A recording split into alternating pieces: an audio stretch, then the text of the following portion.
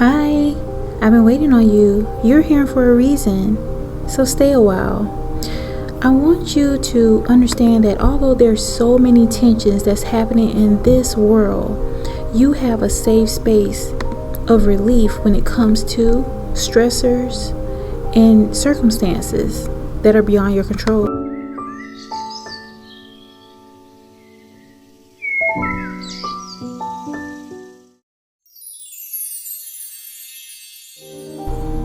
The world has always presented challenges and demands that really claim so much of our time and energy, and it will continue to present tests as we seek to cope with just everyday life. The important thing that I want you to take away from this is your ability to concentrate on what is the most important things in your life at that current time.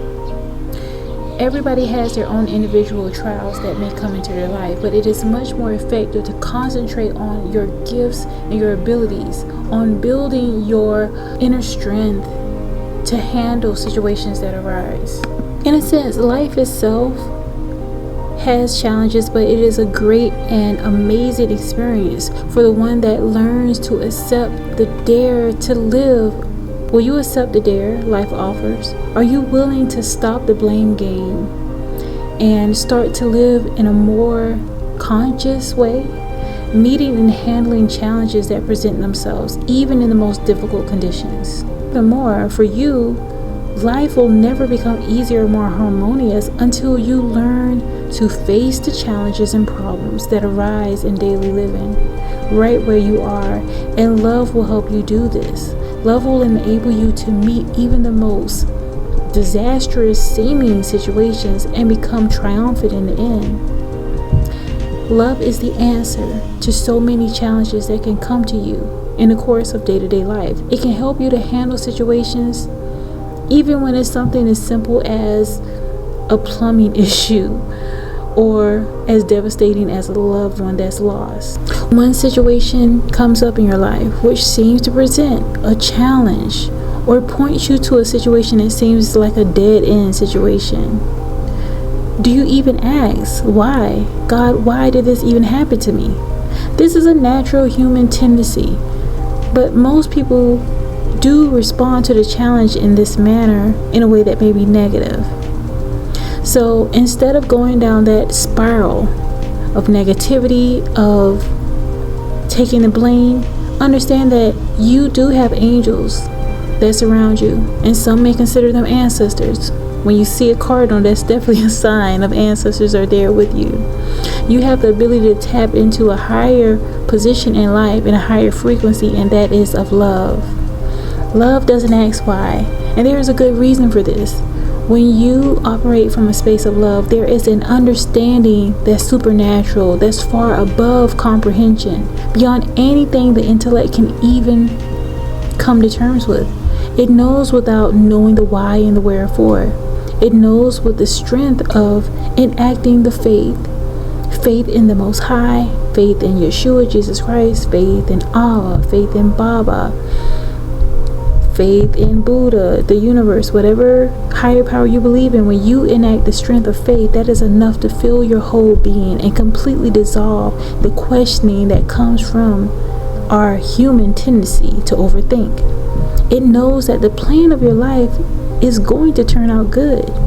Having faith is knowing that the outcome of any situation can become good for you when you are willing to trust the miracle power and the work of love that God has given us. The universe God, Yeshua, Jesus Christ, gives us this ability to love. We must have the ability to tap into the strength of that. So many people are afraid to tap into that out of fear of being hurt again. But this world can become beautiful if you just try again. You will open yourself up with so many opportunities if you're willing to live fully, holistically, and richly. Our Most High has created us, children of the Most High, in love, and He placed you in this universe that's governed by Him and universal laws. So with having said that, and you understand universal laws, you can depend on getting good results. If you put out good, you're going to get good. When you learn the laws and assume that this dominion that God has created from the beginning, He applied these laws for us to have a safe haven of refuge. So to meet the challenges that arise on a daily basis, work from the law of love, which is also the law of replacement. And that is, nothing is ever lost in love. If one thing appears to be lost, love will lead you to something better. So it is definitely a win-win scenario when you operate through that spiritual lens of love. In order to receive the benefits promised in the law of love or the law of replacement, you must meet the conditions that love places on you. So let's refer to the story of Joseph. Alright, and this is going to be from Genesis 50 and 20. First, you have to stop asking why a certain thing happened in your life. Because literally, what happened to Joseph, as in Genesis 50 and 20 states, God meant it for good. At the time he said these words, Joseph had experienced many logical causes for asking why did this certain situations happen to him. You know, Joseph was in a situation where he experienced a lot of pain, a lot of rejection, but he hadn't wasted his time in complaining. He hadn't spent his mental energies and his spiritual strength in trying to figure out why the difficulties came into his life. He had learned his lessons of love early on, and he knew that regardless of what was happening in his life currently, good was going to come out in the end. So let's give a little recap in regard to Joseph's story if you're not familiar. When he was quite young, his brothers betrayed him and sold him into slavery because his father had told him that he was going to be put into a position of authority in the master's house. And so he had made the most of this challenge to rise to this position of authority, though still a slave. Then he was falsely accused by the master's wife, Potiphar's wife, and cast into prison. Now, Joseph was very happy about sharing this insight, these premonitions with his brother, but they turned against him. That was a severe blow to him. And even though Joseph was put into a pit, that he was taken out of the pit and sold into slavery, then he went through all these things. He continued to believe that there was a plan of good for his life, and he was ready when the opportunity presented itself. So in time, with having faith activated within him, he rose to a position second only to Pharaoh. He was the counselor, the ruler of Egypt. But it wasn't a position that impressed him at the time that he declared God meant it for my good in Genesis 50 and 20. Because of his position as a counselor, as a dream interpreter, all of the many challenges he had overcome, he had an opportunity to serve, to help others, when a very particular kind of help was desperately needed. Love had truly shown its way within Joseph. When he had overcome not one but many challenges along the way, he had all of the rewards a person could ask for. He had riches, he had power, he had influence, but more important, the loving understanding to use these things wisely. And he also had the gratification of fulfillment of doing a diligent service for his people, even though his 11 brothers had betrayed him. This is a love personified. This is what love can do for you. When you work with the principle of love and replacement, you will receive blessings and favor. Joseph prepared himself for this position of authority with love. He did it by meeting each challenge as it arose with understanding that God meant it for his good. He didn't ask why. He just worked according to the divine plan, to the best of his ability in every situation in which he found himself, and he grew towards the next opportunity. One thing leads to another when you work with the law of love, and in the long run it is better than the last. So if you were ever put in a position you felt like you were catapulted into a position of tremendous wealth and authority such as Joseph, would you have the strength and love to handle it wisely?